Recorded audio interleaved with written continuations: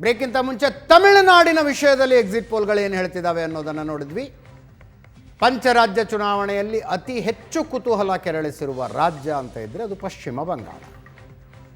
ಪಶ್ಚಿಮ ಬಂಗಾಳದಲ್ಲಿ ಬಿಜೆಪಿ ಶಕ್ತಿ ಮೀರಿ ಶ್ರಮ ಹಾಕಿದೆ. ಮಮತಾ ಬ್ಯಾನರ್ಜಿ ಅವರ ಹಠ, ಅದನ್ನ ಬಿಜೆಪಿ ಮಣಿಸುವುದಕ್ಕಾಗತ್ತಾ ಅನ್ನುವ ಕುತೂಹಲ. ಸತತ 3 ಚುನಾವಣೆಗಳನ್ನು ಗೆದ್ದಿರುವ ಮಮತಾ ಬ್ಯಾನರ್ಜಿ 4ನೆಯ ಚುನಾವಣೆಯನ್ನು ಗೆಲ್ತಾರೆ ಅಂತ ಚುನಾವಣಾ ಪೂರ್ವ ಸಮೀಕ್ಷೆಗಳು ಹೇಳ್ತಾ ಇದ್ವು.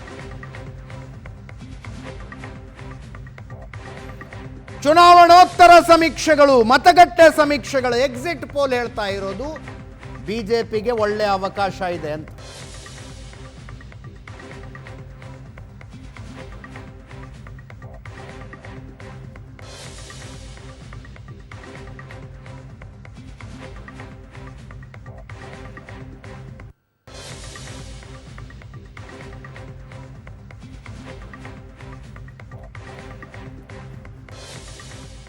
ಈ ಚುನಾವಣೆಯನ್ನು ಗೆದ್ದು ಮತ್ತೆ ಅಧಿಕಾರಕ್ಕೆ ಬಂದರೆ ಮಮತಾ ಬ್ಯಾನರ್ಜಿ ಭಾರತದ ಇತಿಹಾಸದಲ್ಲಿ ಇಬ್ಬರಿಂದ ಸಾಧ್ಯವಾಗಿರುವ ದಾಖಲೆಯನ್ನು ಸರಿಗಟ್ತಾರೆ. ಜ್ಯೋತಿ ಬಸು ಮತ್ತು ಪಟ್ನಾಯಕ್ ಇಬ್ಬರ ದಾಖಲೆಯನ್ನು ಸರಿಗಟ್ತಾರೆ. ಒರಿಸ್ಸಾದಲ್ಲಿ ನವೀನ್ ಪಟ್ನಾಯಕ್ ಸತತ 4 ಚುನಾವಣೆಗಳನ್ನು ಗೆದ್ದಿದ್ರು, ಜ್ಯೋತಿ ಬಸು ಸತತ 4 ಚುನಾವಣೆಗಳನ್ನು ಗೆದ್ದಿದ್ರು. ಮಮತಾ ಬ್ಯಾನರ್ಜಿ 3 ಗೆದ್ದಿದ್ದಾರೆ, 4ನೆಯ ಚುನಾವಣೆಯಾಗಿದೆ. ಎಕ್ಸಿಟ್ ಪೋಲ್ಗಳು ಏನು ಹೇಳ್ತವೆ ನೋಡೋಣ ಬನ್ನಿ. ನೆನ್ನೆ ಬಂದಿರುವ ಎಕ್ಸಿಟ್ ಪೋಲ್ಗಳು ಆಕ್ಸಿಸ್ ಮೈ ಇಂಡಿಯಾದವರು ಕೊಟ್ಟಿಲ್ಲ, ಪಶ್ಚಿಮ ಬಂಗಾಳದ ಸಂಖ್ಯೆಯನ್ನು ಕೊಟ್ಟಿಲ್ಲ. ಯಾಕೆ ಅಂತ ಕೇಳಿದ್ರೆ ನಮ್ಮ ಸ್ಯಾಂಪಲ್ ಏನಿತ್ತು ಅವರು ಮಾತನಾಡುವುದಕ್ಕೆ ಭಯ ಪಡ್ತಿದ್ದಾರೆ ಅಂತ ವಿಚಿತ್ರ ಕಾರಣವೊಂದನ್ನು ಹೇಳಿದ್ದಾರೆ. ಚಾಣಕ್ಯ ಸ್ಟ್ರಾಟಜೀಸ್ ಪ್ರಕಾರ ಬಿಜೆಪಿ 150ರಿಂದ 160, magic number 148, comfortably half way ಮಾರ್ಕನ್ನು ಪಾಸ್ ಮಾಡ್ತಾರೆ ಅಂತ ಚಾಣಕ್ಯ ಸ್ಟ್ರಾಟಜೀಸ್ ಹೇಳ್ತಾ ಇದೆ. ಮ್ಯಾಟ್ರಿಕ್ಸ್ ಪ್ರಕಾರ ಕನಿಷ್ಠ 146, ಗರಿಷ್ಠ 161, JVC ಪ್ರಕಾರ 138ರಿಂದ 159, ಪೋಲ್ ಡೈರಿ ಪ್ರಕಾರ 140ರಿಂದ 171, ಪಿ ಮಾರ್ಕ್ ಪ್ರಕಾರ 150ರಿಂದ 175, ಪೀಪಲ್ ಪಲ್ಸ್ ಪ್ರಕಾರ 95ರಿಂದ 110. ಪೀಪಲ್ ಪಲ್ಸ್ ಹೇಳ್ತಾ ಇದೆ ಬಿಜೆಪಿ ಅಧಿಕಾರಕ್ಕೆ ಬರುವುದಿಲ್ಲ, ಹಾಫ್ ವೇ ಮಾರ್ಕ್ನಿಂದ 38 ಸ್ಥಾನ ಇನ್ನೂ ಕಡಿಮೆ ಬರ್ತಾರೆ. ಅವರು ಬೆಸ್ಟ್ ಎವರ್ ಪರ್ಫಾರ್ಮೆನ್ಸ್ ಮಾಡಿದ್ರು. 178ರಿಂದ 187 TMC ಮತ್ತೆ ಅಧಿಕಾರಕ್ಕೆ ಬರುತ್ತೆ ಅಂತ ಪೀಪಲ್ ಪಲ್ಸ್ ಹೇಳ್ತಾ ಇದೆ. ಅದನ್ನು ಹೊರತುಪಡಿಸಿದರೆ ಉಳಿದೆಲ್ಲ ಸರ್ವೆಗಳು ಹೇಳ್ತಾ ಇರೋದು ಬಿಜೆಪಿ ಸರಳ ಬಹುಮತ ಪಡೆಯುವ ಸಾಧ್ಯತೆ ಹೆಚ್ಚಾಗಿದೆ ಅಂತ. ಸರಳ ಬಹುಮತದ ಸಾಧ್ಯತೆ ಹೆಚ್ಚಾಗಿದೆ. ಇವೆಲ್ಲವುಗಳ ಆವರೇಜ್ ಪೋಲ್ ಆಫ್ ಪೋಲ್ಸ್ ತೆಗೆದರೂ ಕೂಡ 136ರಿಂದ 156 ಬಿಜೆಪಿ, 130ರಿಂದ 147 TMC ಬೆಸ್ಟ್ ಪರ್ಫಾರ್ಮೆನ್ಸ್ ಕೊಟ್ಟರೂ ಕೂಡ ಪೋಲ್ ಆಫ್ ಪೋಲ್ಸ್ ಪ್ರಕಾರ ಮೆಜಾರಿಟಿಗಿಂತ 1 ಸ್ಥಾನ ಕಡಿಮೆನೇ ಇರುತ್ತೆ. ಇತರೆ 3ರಿಂದ 6. ಹಳೆಯ ರಿಸಲ್ಟನ್ನು ತುಂಬ ನೋಡಿದ್ದೀವಿ, ಅದನ್ನು ಮತ್ತೆ ಚರ್ಚಿಸುವುದು ಬೇಡ. ನಮ್ಮ ಸ್ಕ್ರೀನ್ ಮೇಲೆ ನೋಡ್ತಾ ಇರಿ ಹಳೆಯ ಚುನಾವಣೆಗಳ ಸಂಖ್ಯೆಗಳು.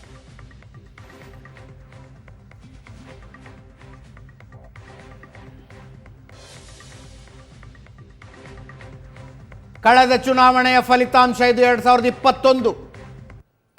TMC 215, ಬಿಜೆಪಿ 77, 10% ಮತಗಳ ಅಂತರ ಇತ್ತು ಎರಡೂ ಪಕ್ಷಗಳ ಮಧ್ಯೆ.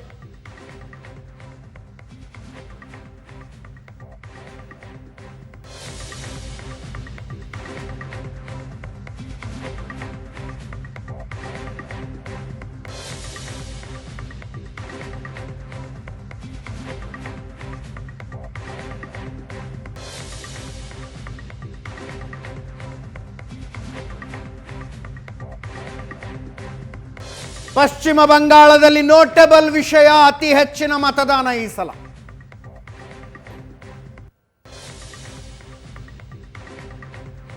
92% ದಾಟಿದೆ ನೆನ್ನೆಯ ಮತದಾನದ ಪ್ರಮಾಣ.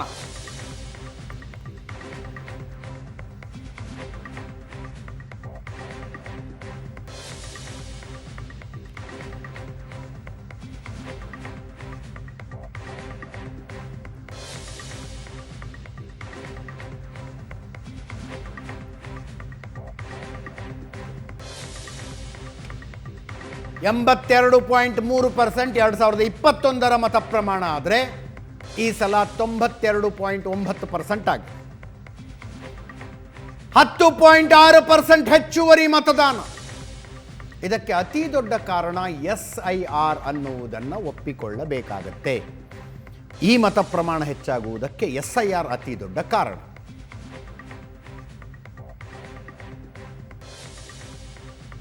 ಎಸ್ ಪ್ರಶಾಂತ್, ಬಿಜೆಪಿ ಒಂದು ಅಪ್ಬೀಟ್ ಮೂಡ್ನಲ್ಲಿತ್ತು. ಬಿಜೆಪಿಯ ಕ್ಯಾಂಪೇನ್ ಹೋದ ರೀತಿಯನ್ನು ಗಮನಿಸಿದ್ರೆ ಸ್ಥಾನಗಳು ಚುನಾವಣಾ ಪೂರ್ವ ಸಮೀಕ್ಷೆಗಳಿಂದ ಹೆಚ್ಚಾಗ್ಬೋದೇ ಹೊರತು ಕಡಿಮೆ ಏನಾಗಲಿಕ್ಕಿಲ್ಲ ಅಂತ. ಅದೇ ನೋಡಿ, ಬಿ ಜೆ ಪಿಗೊಂದು ಎಡ್ಜ್ ನಿಶ್ಚಿತವಾಗಿ ವೆಸ್ಟ್ ಬೆಂಗಾಲ್ನಲ್ಲಿ ಈ ಚುನಾವಣೆಯಲ್ಲಿದೆ. ಅಂದರೆ ಬಿ ಜೆ ಪಿ ಒಂದು ಹೈ ಡೆಸಿಬಲ್ ಕ್ಯಾಂಪೇನನ್ನು ನಡೆಸ್ತು.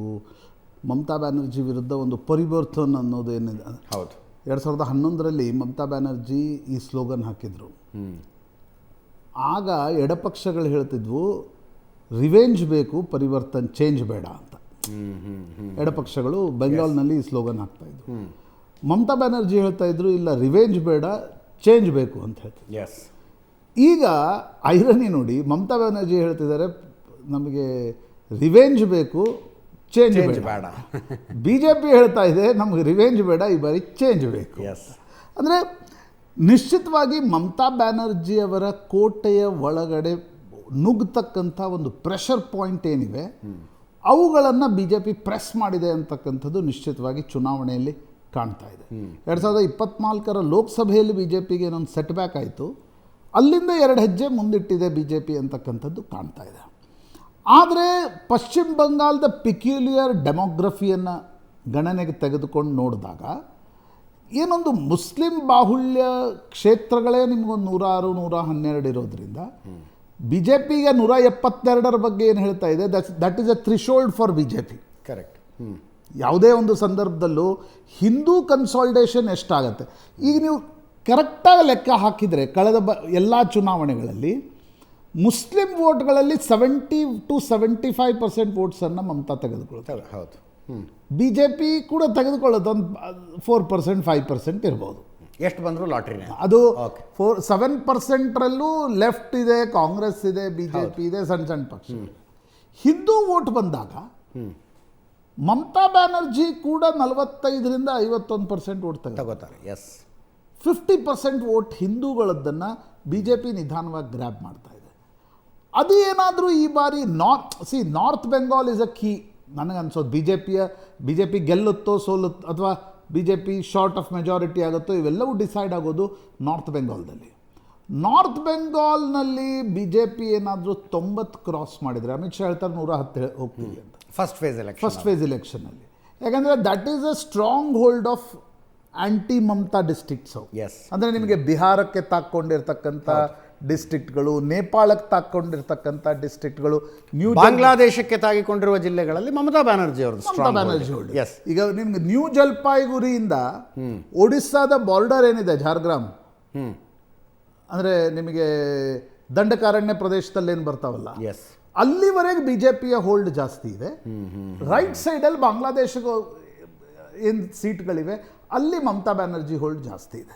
ಹೀಗಾಗಿ ನಾರ್ತ್ ಬೆಂಗಾಲ್ನಲ್ಲಿ ಏನಾದರೂ 90 ಬಿ ಜೆ ಪಿ ಕ್ರಾಸ್ ಮಾಡಿದರೆ I think B J P 130, 140. ನೋಡಿ, ಯಾವುದೇ ಎಕ್ಸಿಟ್ ಪೋಲ್ಸ್ಗಳು ನೀವು ನಾನು ನೋಡ್ತಾ ಇದ್ದೆ, ಪೋಲ್ ಡೈರಿ ಒಂದು ಸೈಡ್ ಇದೆ, ಪೀಪಲ್ಸ್ ಪಲ್ಸ್ ಒಂದು ಸೈಡ್ ಇದೆ, ಉಳಿದೆಲ್ಲವೂ ಕೂಡ ಏನು ಹೇಳ್ತಿದೆ 130, 140, 150, 160. ಅದ್ರ ಅರ್ಥ ಏನು ಅಜಿತ್ ಅಂದರೆ ನನಗನ್ಸುತ್ತೆ ಸೀಟ್ ಪ್ರಿಡಿಕ್ಷನ್ಸ್ ಕಷ್ಟ ಆಗ್ತಾ ಇದೆ. ಎಸ್, ನೀವು ಯಾಕಂದರೆ vote last time 10% vote gap ಇತ್ತು, 48 to 38. ಈ ಬಾರಿ ಎಲ್ಲ ಪೋಲ್ಸ್ಟರ್ಸ್ಗಳು ಹೇಳ್ತಿದ್ದಾರೆ B J P will reach 42. Mamata 43ಗೆ ಬರ್ತಾರೋ, 44ಗೆ ಬರ್ತಾರೋ, 40ಗೆ ಬರ್ತಾರೋ, ಕನ್ಫ್ಯೂಷನ್ ಇದೆ. ಕರೆಕ್ಟ್. ನನಗನ್ಸುತ್ತೆ ಆ ಕನ್ಫ್ಯೂಷನ್ನೇ ಪೋಲ್ ನಂಬರ್ಸನ್ನು ಸರಿಯಾಗಿ ಪ್ರೆಡಿಕ್ಟ್ ಮಾಡ್ಲಿಕ್ಕೆ ಸಾಧ್ಯ. But it doesn't mean that Ajit, ನಿಮಗೆ 2% ವೋಟ್ ಗ್ಯಾಪ್ ಇದೆ ಅಂದ ಮಾತ್ರಕ್ಕೆ ಸೀಟ್ಗಳು ಕೂಡ 10-15 ಬರ್ತವೆ ಅಂತ ನನಗೇನಿಲ್ಲ. ಹೌದು, ಅವು ಅಗೇನ್ 180, 120 ಇದೇ ಮಾದರಿಯಲ್ಲೇ ಇರ್ತವೆ. ಹೌದು, ಒಂದು ಪಾರ್ಟಿ 180 ಹೋದರೆ ಇನ್ನೊಂದು ಪಾರ್ಟಿ 120ಗೆ ಬರುತ್ತೆ. But this is the best and last chance for B J P ಅಂತ ನನಗನ್ಸುತ್ತೆ. ಲಾಸ್ಟ್ ಚಾನ್ಸ್ ನ್ಯಾಚುರಲಿ, ಯಾಕಂದರೆ ತಮ್ಮ ಎಲ್ಲ ಅಸ್ತ್ರಗಳನ್ನು ಪ್ರಯೋಗಿಸಿಬಿಟ್ಟಿದ್ದಾರೆ. ಎಲ್ಲ ಅಸ್ತ್ರಗಳನ್ನು ಪ್ರಯೋಗಿಸಿದ್ದಾರೆ. ದೊಡ್ಡ ಒಂದು ಟ್ರಂಪ್ ಕಾರ್ಡ್ನ ರೀತಿಯಲ್ಲಿ ನರೇಂದ್ರ ಮೋದಿ ನಾಯಕತ್ವ ಇದೆ, ಕೇಂದ್ರದಲ್ಲಿ ಅಧಿಕಾರ ಇದೆ, ಮಮತಾ ಬ್ಯಾನರ್ಜಿ ವಿರುದ್ಧ ಆಂಟಿ ಇನ್ಕಂಬನ್ಸಿ ಇದೆ, ಮಮತಾ ಬ್ಯಾನರ್ಜಿಯ ಮಂತ್ರಿಗಳ ವಿರುದ್ಧ ಕರಪ್ಷನ್ ಚಾರ್ಜಸ್ಗಳಿವೆ, law and order. Mamata Banerjee ಅವರ 3 ಟರ್ಮ್ಗಳನ್ನು ನೋಡಿದ್ರೆ ಈ ಮೂರನೇ ಟರ್ಮ್ ಇದೆಯಲ್ಲ, she is more vulnerable. But Mamata ಬ್ಯಾನರ್ಜಿಯ ಪಾಸಿಟಿವ್ ಪಾಯಿಂಟ್ಸ್ಗಳನ್ನು ನೀವು ತೆಗೆದುಕೊಂಡಾಗ, ಒಂದು ಮಮತಾ ಬ್ಯಾನರ್ಜಿ ಮೊನ್ನೆ ಒಂದು ತಿಂಗಳ ಹಿಂದೆ ದಿಲ್ಲಿಗೆ ಬಂದಿದ್ದರು. ಅವರು ಪತ್ರಕರ್ತರ ಜೊತೆ ಮಾತನಾಡುವಾಗ ಅವ್ರು ಹೇಳಿದ್ದೇನು ಅಂದರೆ, ಒಂದು ಮುಸ್ಲಿಂ ಕನ್ಸಾಲ್ಟೇಷನ್ ನನ್ನ ಪರವಾಗಿ ಏನು ದೊಡ್ಡ ಪ್ರಮಾಣದಲ್ಲಿದೆ, that is my strength. B J ಪಿಗೆ ಲೋಕಲ್ ಲೀಡರ್ಶಿಪ್ ಇಲ್ಲ, ಹೌದು, ಅದು ನನ್ನ ಸ್ಟ್ರೆಂತ್ ಅಂತಕ್ಕಂಥದ್ದನ್ನು ಹೇಳ್ತಾ ಇದ್ರೆ. ಅದ್ರ ಜೊತೆಗೆ ಅದೊಂದು ಇಂಟೆಲೆಕ್ಚುಯಲ್ ಸ್ಟೇಟ್ ರೀ. ಅಂದರೆ ಬದಲಾವಣೆಯ ಗಾಳಿ ಬಂಗಾಳದ ಮೂಲಕವೇ ಭಾರತದಾದ್ಯಂತ ಬೀಸ್ತಾ ಇದ್ದಂಥ ಒಂದು ಕಾಲ ಇತ್ತು. ಇಂಟೆಲೆಕ್ಚುಯಲ್ ಸ್ಟೇಟು ಸ್ವತಂತ್ರ ಪೂರ್ವದ ಕಾಲದಿಂದ ಎಂತೆಂಥ ಇಂಟೆಲೆಕ್ಟ್ಗಳನ್ನು, ಸೈಂಟಿಸ್ಟ್ಗಳನ್ನು ಕೊಟ್ಟಂಥ, ಸಾಹಿತಿಗಳನ್ನು ಕೊಟ್ಟಂಥ ರಾಜ್ಯ ಅದು. ಅಲ್ಲಿ ಸಿಂಪ್ಲಿಸಿಟಿಗೆ ಒಂದು ತುಂಬ ಮರ್ಯಾದೆ ಇದೆ. ಮಮತಾ ಬ್ಯಾನರ್ಜಿ ಸಿಂಪ್ಲಿಸಿಟಿಯ ಕಾರಣದಿಂದಾಗಿ ಅನೇಕ ಜನರ ಲೈಕ್ ಮಾಡೋದು.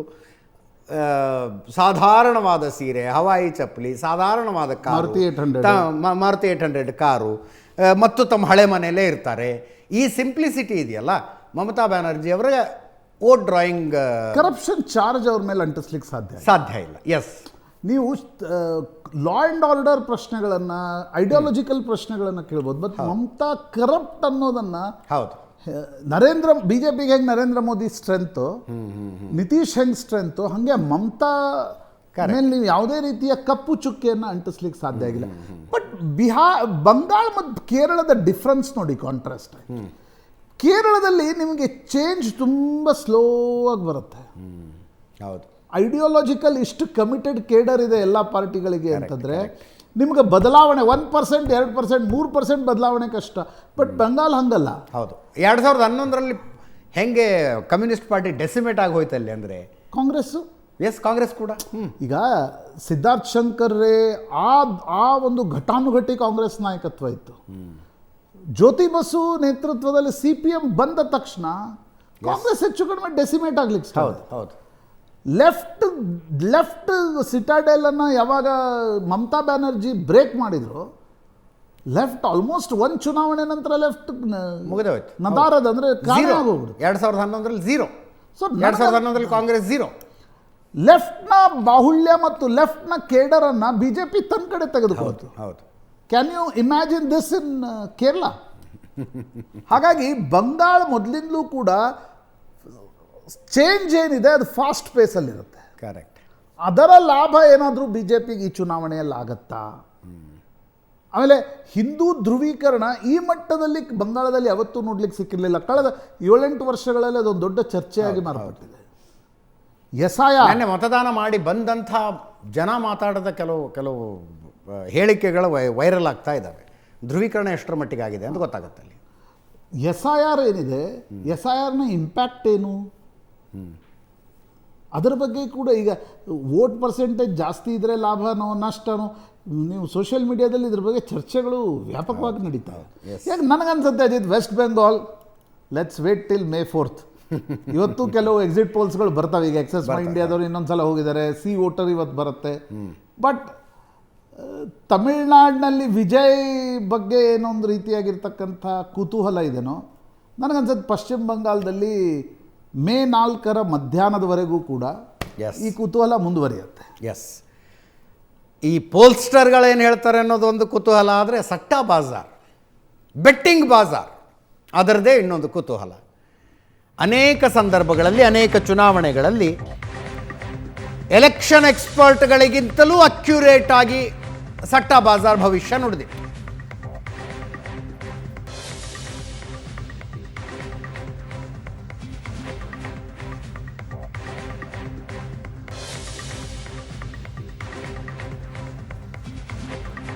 ಅನೇಕ ಬೆಟ್ಟಿಂಗ್ ಬಾಜಾರ್ಗಳ ಕೆಲಸ ಮಾಡ್ತವೆ ಭಾರತದಾದ್ಯಂತ. ಯಾವ್ಯಾವ್ದು ಏನೇನು ಹೇಳ್ತಾ ಇದೆ ಅನ್ನೋದು ಕೂಡ ಚರ್ಚೆಯ ವಿಷಯವೇ. ಚುನಾವಣೆಗಳಿಗಿಂತ ಮೊದಲು TMC ಮತ್ತೆ ಅಧಿಕಾರಕ್ಕೆ ಅಂತ ಇತ್ತು ಬೆಟ್ಟಿಂಗ್ ಬಾಜಾರ್. ಮತದಾನ ಮುಗಿದ ನಂತರ ಬಿಜೆಪಿ ಅಧಿಕಾರಕ್ಕೆ ಅನ್ನೋದಕ್ಕೆ ಶುರು ಮಾಡಿದ.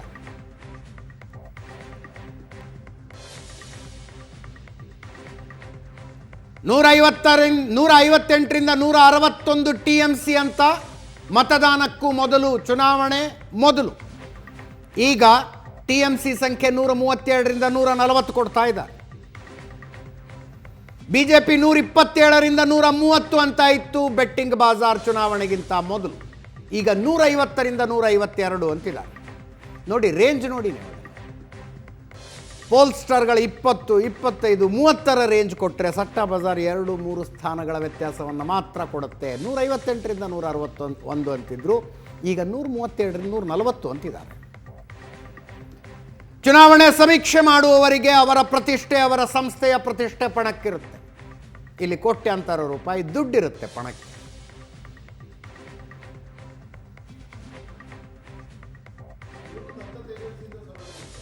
ಇವರು ಮಾಡಿಸ್ತಾರೆ ಸರ್ವೆ. ಹೌದು, ಎಸ್. ಇವರು ಕೂಡ ಪ್ರೈಮರಿ ಡೇಟಾ ಕಲೆಕ್ಷನ್ ಇಷ್ಟು ಸ್ಟ್ರಾಂಗ್ ಇರುತ್ತೆ ಅಂದರೆ, ಬೇರೆ ಏಜೆನ್ಸಿಗಳ ಜೊತೆ 298 ಕಾನ್ಸ್ಟಿಟ್ಯೂನ್ಸಿ ಇದ್ದರೆ, ಈಗ ನಾವು ಅನೇಕ ಪೋಲ್ಸ್ಟರ್ಸ್ಗಳು ನೋಡ್ತೀವಲ್ವ, ಕರ್ನಾಟಕದಲ್ಲೂ ನಾನು ನೋಡಿದೆ, 224 ಕರ್ನಾಟಕದಲ್ಲಿ ಸೀಟ್ ಇದ್ದರೆ ಅವರೊಂದು 120-130 ಸೀಟ್ಗಳಲ್ಲಿ ಮಾತ್ರ ಸ್ಯಾಂಪಲ್ ತೆಗೆದುಕೊಂಡು. ಹೌದು. ಸಟ್ಟ ಬಜಾರ್ದು ಆಗಲ್ಲ, ಎಲ್ಲ 898. ಯಾಕಂದರೆ ಒಂದು ಇವತ್ತಿಗೆ ನಾನು ಕೇಳ್ತಾ ಇದ್ದೆ ಸಟ್ಟ ಬಜಾರ್ನಲ್ಲಿ ಏನಿದೆ ಅಂತ. BJP ಎಷ್ಟು ಸೀಟ್ ಕ್ರಾಸ್ ಆಗಬಹುದು ಅನ್ನೋದೇ ಅದು ಪಾಯಿಂಟು. ವಿಜಯ್ 120 ಕ್ರಾಸ್ ಆಗ್ತಾರೋ ಇಲ್ವೋ ಅನ್ನೋದು ಪಾಯಿಂಟು. ಹಾಗಾಗಿ ಸಟ್ಟಾ ಬಜಾರ್ನಲ್ಲಿ ಏನು ಕುತೂಹಲವನ್ನೇ ಸಟ್ಟಾ ಬಜಾರ್ ಹೈಪ್ ಮಾಡ್ತಾರೆ. ಹೌದು.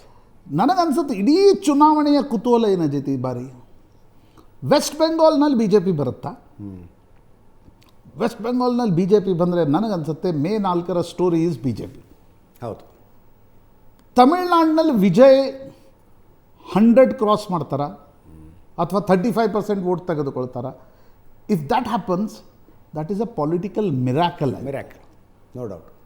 ಅಂದರೆ ಇತ್ತೀಚಿನ ದಿನಗಳಲ್ಲಿ ಇಂಥ ದಿಲ್ಲಿ ಒಂದು ಸ್ಮಾಲ್ ಸ್ಟೇಟ್ ಅದು. ಅರವಿಂದ್ ಕೇಜ್ರಿವಾಲ್ ಏನೋ ಪವಾಡ ಮಾಡಿದ್ರು.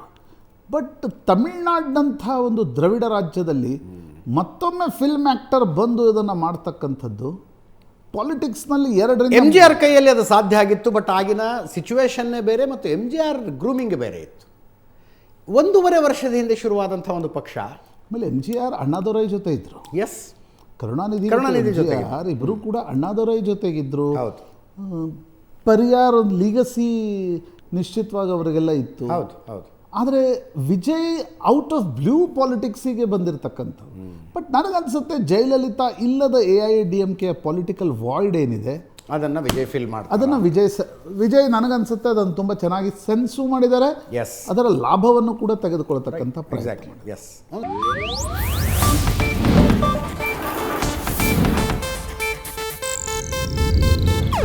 ಇದು ಏಷ್ಯಾನೆಟ್ ನ್ಯೂಸ್ ನೆಟ್ವರ್ಕ್ ಪ್ರಸ್ತುತಿ.